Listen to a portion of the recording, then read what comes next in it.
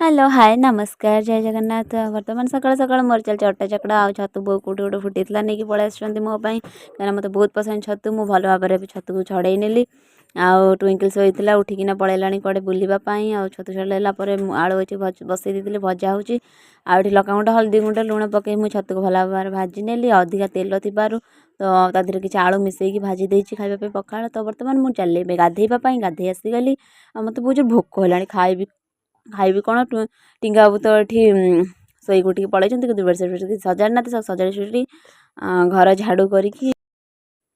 ଭଲ ଭାବରେ କ୍ଲିନ୍ କରିଦେଲି ଘରକୁ ଆଉ କ୍ଲିନ୍ କଲା ପରେ ମୁଁ ଏବେ ପଳେଇ ଆସିଲି ବୋଉଙ୍କୁ ଖାଇବାକୁ ଦେବାକୁ ବୋଉ ଆଉ ଲକି ବାବୁ ଏଠି ଖାଉଛନ୍ତି ବସିକି